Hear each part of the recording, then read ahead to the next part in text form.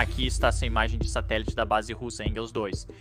Esta imagem mostra as consequências do ataque ucraniano que ocorreu esta semana.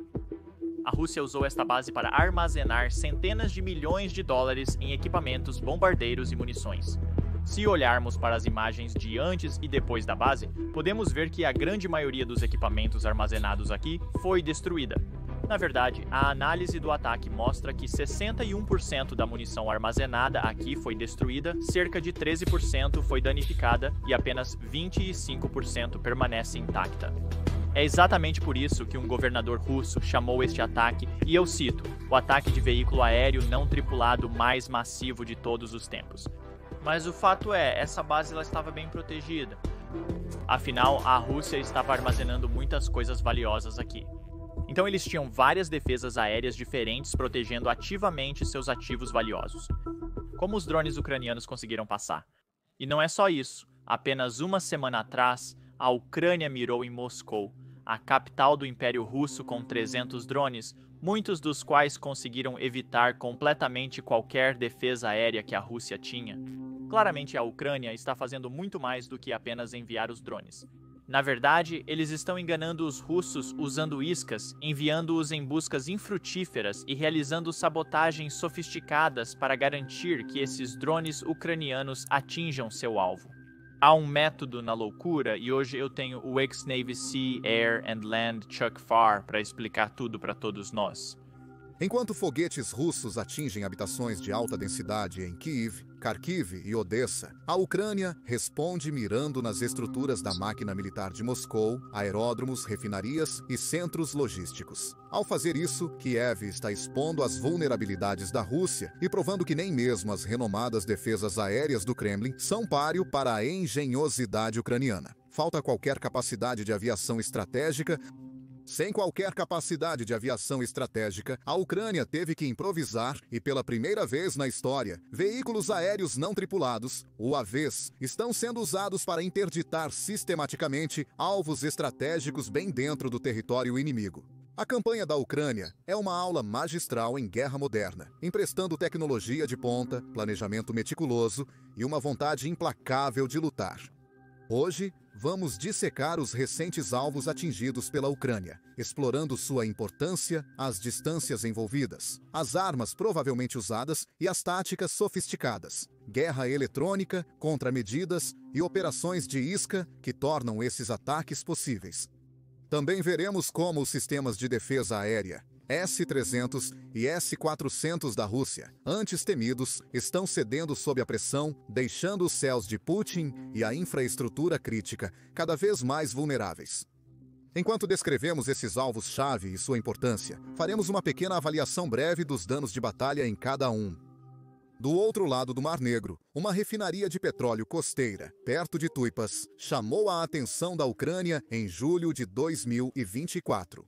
A cerca de 500 quilômetros do território controlado pela Ucrânia, essa instalação crítica de combustível abastecia a frota do Mar Negro, uma ameaça persistente ao flanco sul de Kiev.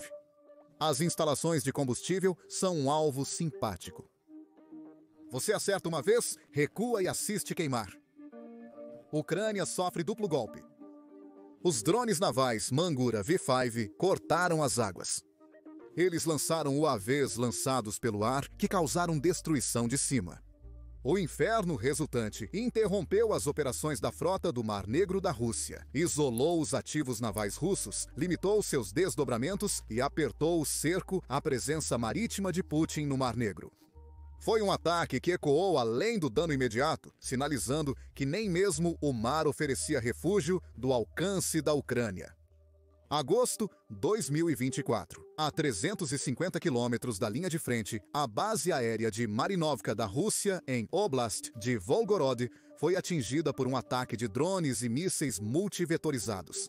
A base abrigava bombardeiros e caças de ataque, que haviam martelado incansavelmente as posições ucranianas. Drones de longo alcance ucranianos, lentos e vulneráveis, foram emparelhados com um multiplicador de força fornecido pelos Estados Unidos da América. Decoys AD-M160, fornecidos pelos Estados Unidos da América, foram lançados de MiG-29 ucranianos. Decoys de shopping são plataformas de cruzeiro de média resistência, repletas de elementos de guerra eletrônica e contramedidas eletrônicas. Eles são capazes de imitar ameaças para confundir o radar russo. Os complexos de defesa aérea russos travaram e dispararam em contatos fantasmas, enquanto os primeiros drones ucranianos a chegar eliminaram os sensores russos e depois atacaram os locais de defesa aérea. À medida que as defesas falhavam, ataques precisos de UCAVs Lyuty, de grande impacto produzidos internamente, atingiam o alvo, aterrando aeronaves, danificando centros de comando, hangares e edifícios de manutenção críticos. A Rússia não teve escolha, a não ser deslocar seus ativos aéreos mais para o leste, estendendo seu alcance operacional até o ponto de ruptura e expondo a fragilidade de sua outrora dominante defesa aérea. Alguns meses depois, setembro de 2024, o depósito de munições de Toropets em Tver Oblast, estrategicamente posicionado entre Moscou e São Petersburgo, teve um fim ardente.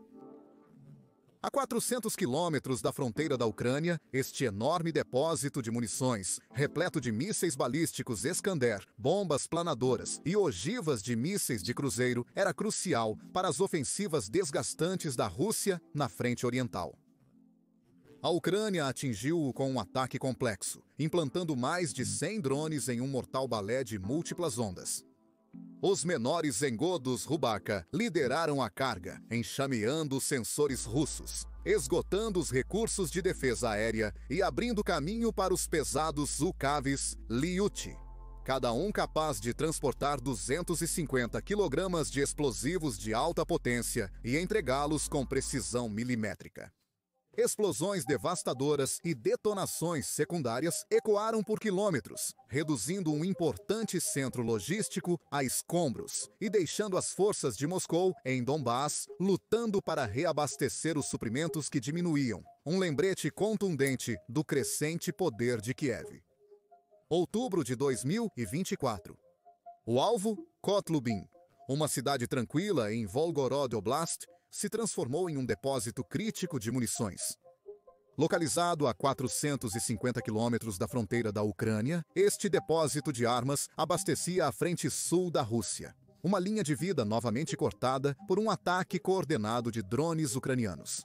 Drones de isca e de primeiro ataque, novamente, saturaram a defesa aérea, esgotaram as armas de ataque cinético e, em seguida, miraram diretamente em sensores, comando e controle, e, finalmente, complexos de lançamento superficiar.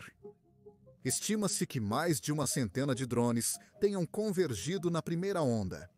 A verdadeira festa começou quando os UCAVs de Lyuty fizeram suas corridas de ataque, suas cargas explosivas rasgando alvos especificamente escolhidos. Novamente, explosões primárias e secundárias rasgaram a noite. O ataque a Kotlubin jogou as linhas de suprimento de munição da Rússia em total desordem e forçou Moscou a redirecionar recursos e expôs as rachaduras logísticas que começavam a aparecer no esforço de guerra de Putin.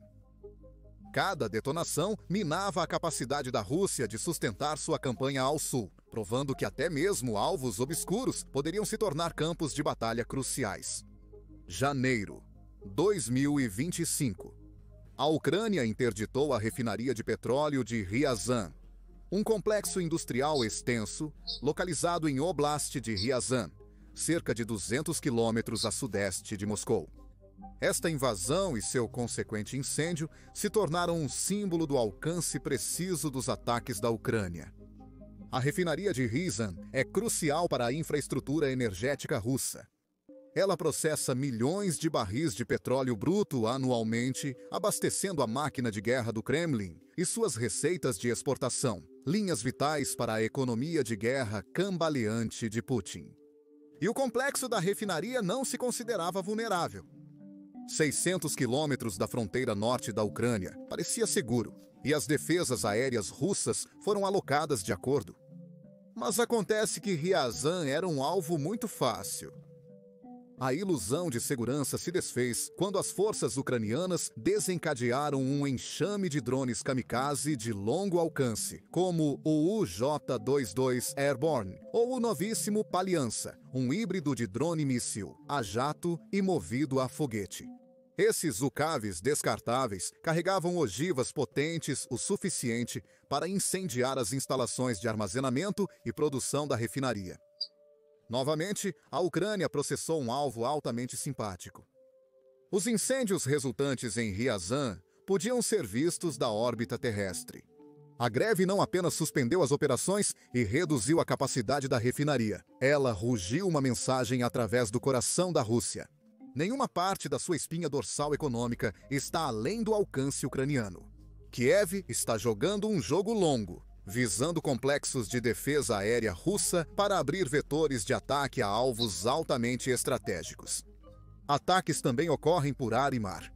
A capacidade dos navios de superfície não tripulados da Ucrânia evoluiu para transportar drones de reconhecimento e ataque. Infiltrando-se pelo mar, esses drones kamikazes lançados pelos USVs navais ucranianos dão aos alvos russos pouco ou nenhum aviso prévio e chegam como convidados inesperados e muito indesejados.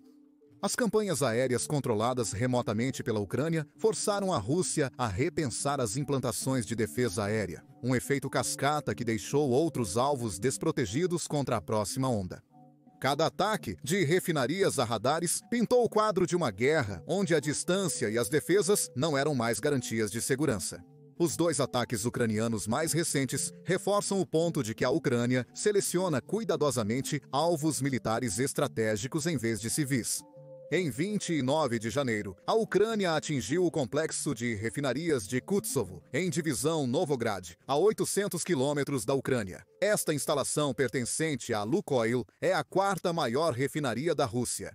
O ataque atingiu unidades de processamento, provocando um grande incêndio e interrompendo as operações, afetando a produção de combustível vital para o exército russo. O ataque destaca a estratégia da Ucrânia para paralisar a infraestrutura energética que sustenta a guerra da Rússia. Para Kosovo, os drones Liuti aprimorados, agora com alcances superiores a 1.000 quilômetros, forneceram uma prova ardente dos avanços da Ucrânia e da tecnologia de ataque de drones de longo alcance. E apenas alguns dias atrás, em 20 de março, a Ucrânia atacou novamente a base aérea estratégica Engels 2 em Saratov Oblast, a 600 quilômetros da Ucrânia. A base aérea estratégica abriga bombardeiros estratégicos Tupolev 95 e Tupolev 160 capazes de carregar armas nucleares. O ataque visou depósitos de munições de aviação com ogivas de mísseis de cruzeiro KH-101, causando uma explosão massiva, detonações secundárias e incêndios químicos e de combustível. Os danos incluíram instalações de combustível de aeronaves e áreas de comando e destroços foram relatados espalhados até 5 quilômetros de distância da base aérea. A importância deste ataque reside em perturbar as capacidades de aviação de longo alcance da Rússia, um ativo militar-chave. O ataque Engels 2 provavelmente envolveu os drones Castor da Ucrânia, conhecidos por alcances que excedem 600 quilômetros e ataques precisos de alta velocidade em alvos militares. Eles chegaram junto com os aviões Kit Aeropract A-20 e 2 Foxbat modificados, um modelo esportivo altamente modificado, projetado e configurado como uma plataforma de ataque de precisão de longo alcance. Esses ataques demonstram a crescente articulação da inteligência de guerra de drones da Ucrânia e o direcionamento de ativos militares e econômicos críticos profundamente na Rússia. Engels 2 enfraquece o poder aéreo ofensivo da Rússia, como a interrupção de Kutsovo, estranhas logísticas militares. Essas operações, aproveitando drones desenvolvidos internamente, sinalizam uma mudança na capacidade da Ucrânia de projetar poder muito além de suas fronteiras, desafiando as defesas russas e a estabilidade de recursos. A guerra eletrônica e os engodos são as armas secretas da Ucrânia. A capacidade da Ucrânia de penetrar no espaço aéreo fortemente defendido da Rússia usa essas plataformas sofisticadas para entregar doses oportunas de guerra eletrônica e contramedidas eletrônicas que facilitam a penetração dos pacotes de ataque da Ucrânia. Drones de engodo atrapalham o radar russo, falsificando e interrompendo sinais, enquanto drones controlados por fibra óptica atacam alvos bem defendidos. Drones controlados por fibra óptica, tecnologia fly-by-wire, são imunes ao jamming tradicional. Drones de fibra óptica podem interceptar alvos estáticos e móveis a curta distância, mesmo em ambientes adversos de guerra eletrônica. O ADM-160 Miniature Air Launched Decoy, fornecido pelos Estados Unidos da América, é fundamental para missões de penetração profunda e abordagem de ambientes com defesa aérea complexa. Mísseis ucranianos MiG-29 lançam engodos que imitam assinaturas de radar de jatos de combate ou bombardeiros, forçando baterias S-300 e S-400 a acionar e desperdiçar mísseis. As novas variantes MALJ adicionam jamming ativo de salto de frequência, cegando os sistemas de alerta precoce russos. A Ucrânia usa drones voo em primeira pessoa altamente manobráveis como plataformas de superioridade aérea AirSats. Táticas de interceptação em tandem. Aqui, 2 drones voam em primeira pessoa, ucranianos atacam de baixo e neutralizam um drone de reconhecimento russo. Esses ataques tiram de Moscou seus olhos no campo de batalha. Uma abordagem em camadas permite que os drones ucranianos passem, transformando as defesas aéreas da Rússia em uma peneira. A rede de defesa aérea de Putin, outrora considerada impenetrável, está rachando. Os complexos de defesa aérea S-300 e S-400, projetados para combater aeronaves da OTAN, lutam contra enxames de drones de baixo custo, baixa altitude e alta agilidade. A Rússia tem estoques finitos de mísseis, e cada isca ucraniana abatida esgota ainda mais os estoques russos. Mover sistemas para proteger a ponte de Kerch ou Moscou deixa os ativos russos da linha de frente expostos, enquanto as perdas em Kherson e na Crimeia forçam um constante reembaralhamento. Os ataques da Ucrânia, e alguns a até 3.000 quilômetros de profundidade na Rússia, provam que até o coração do Kremlin é vulnerável. Enquanto Putin despeja morte sobre as cidades ucranianas, seus próprios céus estão cada vez mais indefesos. Um fato que os russos comuns estão começando a entender. A campanha de drones e mísseis da Ucrânia é mais do que um sucesso tático, tornando-se um triunfo estratégico. Ao atacar a infraestrutura militar e econômica, Kiev enfraquece a capacidade bélica da Rússia e revela a vulnerabilidade de Putin. O uso de UAVs para ataques estratégicos marca uma mudança histórica, uma que moldará a guerra por décadas. Com guerra eletrônica, iscas, plataformas Miniature Air Launched Decoy, a Ucrânia transforma as forças da Rússia em responsabilidades, esticando as defesas até o ponto de ruptura. Putin ainda pode desencadear o terror do alto, mas as asas da vingança da Ucrânia provam que nem os tiranos podem se esconder do futuro. Ontem, Putin disse que a única maneira de parar esta guerra é abordar as causas raiz da crise. Bem, eu acho que hoje os drones ucranianos decidiram fazer exatamente isso. Eles queriam eliminar Putin, a causa raiz por trás desta crise. Aqui está o relatório. A mídia russa relata um ataque de drone em Moscou esta manhã. Segundo relatos, um drone caiu muito perto da rota que Putin geralmente faz para o Kremlin. Os ataques de drones à Rússia estão se intensificando em frequência e magnitude. Acontece que, mesmo a densa defesa aérea de Moscou e da região de Moscou não estão totalmente protegidas pela defesa aérea, os depósitos de petróleo e refinarias também estão vulneráveis, sendo atingidos quase diariamente. Há motivos para acreditar que não é apenas um número crescente de drones, mas também o uso de novos drones de novos tipos, incluindo drones de mísseis. Aqui está o clipe de um drone atacando muito perto do trajeto de Putin.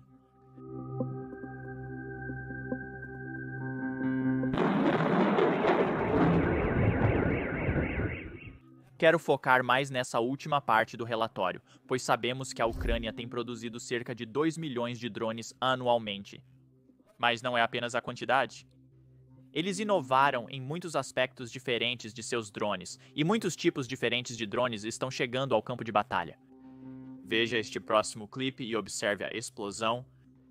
Isso não parece um drone de longo alcance regular.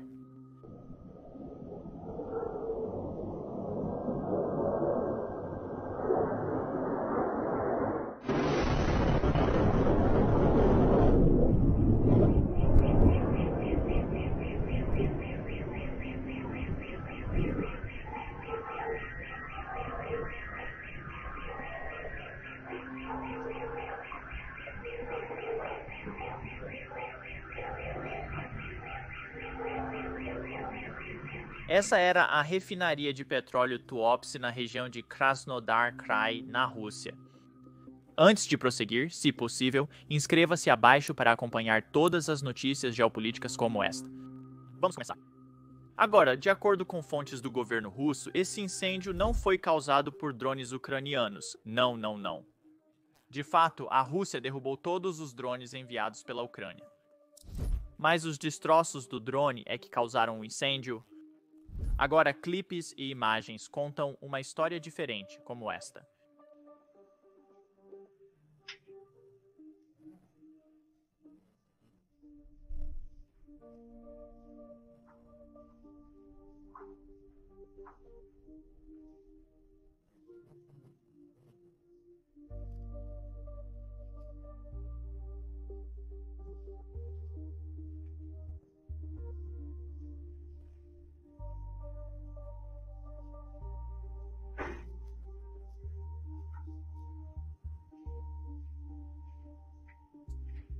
Infelizmente, a Rússia tem que mentir porque não quer que os cidadãos russos se preocupem com a guerra chegando dentro da Rússia.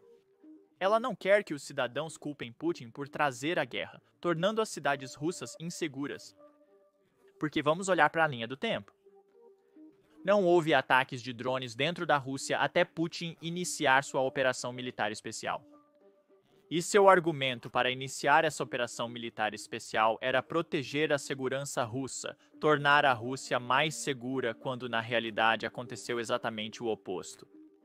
Mais cidades russas estão sob ataque, mais soldados russos estão morrendo e a economia russa está despencando. Felizmente, tivemos ninguém menos que Steve Rosenberg da British Broadcasting Corporation, perguntando isso a Putin no final do ano, na sessão de perguntas e respostas em dezembro, onde ele foi questionado: a Rússia está mais insegura do que estava antes de você iniciar essa operação militar especial para proteger a segurança russa. E essa foi a resposta dele. Exatamente 25 anos atrás, Boris Yeltsin renunciou, entregou-lhe o poder e disse para você cuidar da Rússia. Cerca de 25 anos depois, você acha que cuidou da Rússia? Porque olhando de fora, o que vemos? Vemos perdas substanciais na chamada Operação Militar Especial que você declarou. Vemos soldados ucranianos na região de Kursk. Você critica a expansão da OTAN, mas agora há mais OTAN nas fronteiras da Rússia. Sanções da Suécia e Finlândia, alta inflação e problemas demográficos. Você acha que cuidou do seu país? Sim, não apenas cuidei dele, como também acredito que nos afastamos da beira do abismo. Porque com tudo que estava acontecendo com a Rússia antes disso, estávamos caminhando para uma perda total completa de nossa soberania.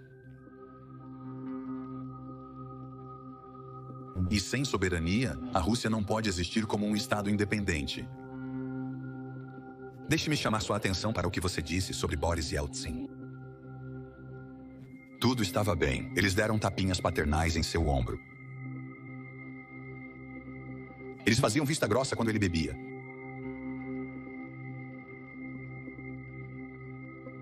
Ele é bem-vindo em todos os círculos ocidentais. No segundo em que ele levantou a voz em apoio à Iugoslávia, no momento em que disse que isso contradizia o direito internacional e a Carta da Organização das Nações Unidas, assim que disse que era inaceitável na Europa moderna atacar Belgrado, uma capital europeia, sem a sanção do Conselho de Segurança da Organização das Nações Unidas, eles imediatamente começaram a atacá-lo. Xingá-lo, acusá-lo de alcoolismo e coisas do tipo. Você não se lembra disso? Eu fiz tudo para que a Rússia possa ser um Estado soberano independente capaz de tomar decisões em seus próprios interesses. Não nos interesses de países que a estavam arrastando para eles, batendo em seu ombro para que possam usá-lo para seus próprios propósitos. Eu poderia parar por aí. Eu sei que você mencionou vários pontos que parecem fortalecer sua argumentação. Você falou sobre inflação. Sim, a inflação, vamos combatê-la. Mas temos crescimento econômico. Estamos classificados em 4º lugar no mundo em termos de paridade do poder de compra. Informe aos seus leitores. 1º lugar na Europa. Muito à frente da Grã-Bretanha. Não creio que a Grã-Bretanha esteja entre os 5 primeiros. Estamos dispostos a colaborar com a Grã-Bretanha se ela desejar trabalhar conosco. Mas se isso não acontecer, nós nos viraremos sem nossos ex-aliados na coalizão anti-Hitler.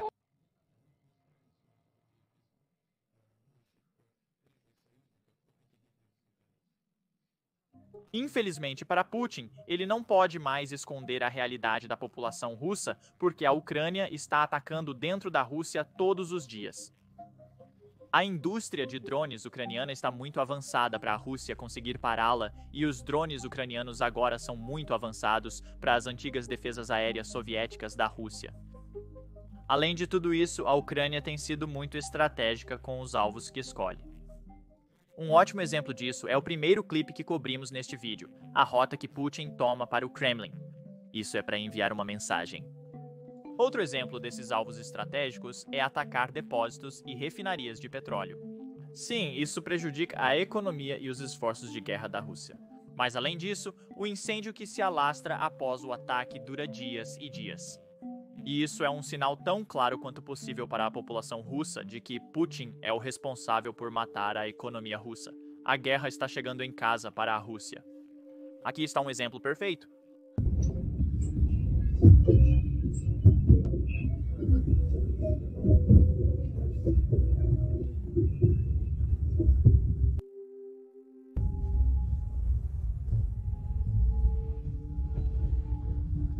Verifique os eventos próximos a Rosneft. Cheira tão mal aqui. Precisamos sair o mais rápido possível. Bem, é óleo. Vamos lá. Mas onde estão os caminhões de bombeiro? Eles estão lá, combatendo o fogo. Mais quieto, não comente. Podemos sair daqui mais rápido? Um depósito de óleo?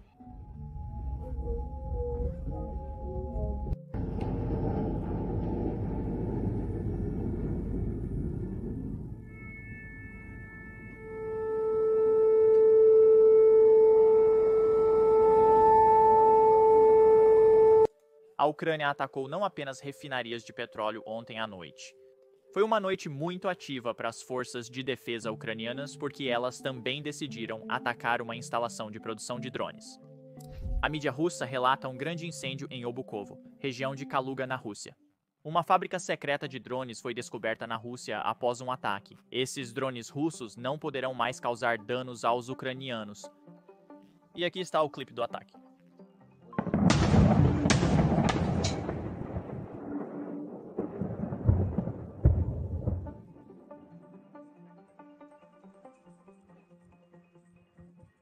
Sinceramente, foram tantos ataques ontem à noite que talvez vocês estejam se cansando de eu listá-los. Mas o próximo que temos é na região de Voronezh, na Rússia. Em Voronezh, drones de longo alcance atacaram uma infraestrutura de gás.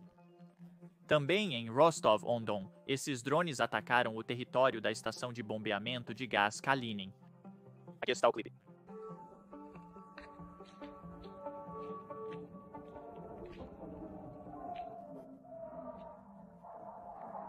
Vimos todos os clipes da Ucrânia prejudicando a indústria de petróleo russa, a indústria de energia, da qual a Rússia depende tanto. Não só a Ucrânia que está se divertindo. O presidente Trump também está participando. O governo Trump impõe mais restrições ao acesso da Rússia aos sistemas de pagamento americanos. Em janeiro, o presidente Biden concedeu uma isenção de 60 dias, permitindo que transações energéticas de bancos russos sancionados prosseguissem. A isenção expirou, então os bancos russos não podem mais acessar os sistemas de pagamento dos Estados Unidos da América para grandes transações de energia. Isso dificultará bastante a compra de petróleo russo por outros países. E já está tendo efeito, já está surtindo efeito. 2 empresas estatais de petróleo chinesas interromperam a compra de petróleo russo e outras 2 diminuíram a quantidade de petróleo comprado. Eles avaliam a conformidade com as sanções dos Estados Unidos da América à Rússia. Agora, o motivo disso estar acontecendo é porque, mesmo que as sanções não tenham sido impostas à China, se houver algum negócio chinês que foi pego fazendo negócios com a empresa sancionada na Rússia, então eles enfrentarão sanções secundárias. Isso significa que eles perderão acesso ao sistema de pagamento e bancos dos Estados Unidos da América, dólares americanos e muito mais. Para grandes empresas, especialmente multinacionais, perder o acesso ao dólar americano significaria uma quantidade imensa de dificuldades para fazer negócios. Justamente por isso, as empresas chinesas respeitam as sanções para não perderem o acesso aos bancos dos Estados Unidos da América e ao dólar. Aqui está uma citação interessante que encontrei do cofundador do Google, Sergey. Acho que ele também foi diretor executivo em algum momento, mas ele nasceu na União Soviética. Felizmente, sua família conseguiu obter um visto de saída e veio para os Estados Unidos, mas ele chamou a Rússia de Nigéria com neve e os números meio que confirmam isso, então, se você olhar, a população é semelhante. Acho que isso não importa muito. O índice de Gini é basicamente um número que transmite qual é a desigualdade em um país, como qual é a diferença entre o mais rico e o mais pobre no país. Rússia e Nigéria estão muito próximas uma da outra. No nível de corrupção, a Rússia está, novamente, muito próxima da Nigéria. Mas um fato interessante aqui que muitos comentaristas pró-Rússia não mencionam é que eles sempre destacam como a Ucrânia é um país muito corrupto. Mas, na realidade, a Rússia é ainda mais corrupta que a Ucrânia. Agora, na Rússia, cerca de 33% da população não tem encanamento interno. Eles têm que sair para fazer suas necessidades basicamente todas as manhãs, tanto para uma superpotência. Neste ranking, a Rússia está apenas 2 posições acima da Nigéria. A expectativa de vida masculina na Rússia é de 58 anos, podendo ter diminuído ainda mais desde o início da invasão ou operação militar especial. Agora você pode ler o resto, mas eu quero mencionar o índice de liberdade de imprensa, mesmo que a Rússia adore se gabar de ser um país muito livre, democrático e amoroso. Na realidade, se você questionar Putin, você cai pela janela. Há algo no ar que faz você se desvitalizar se questionar o ditador, que é Vladimir Putin.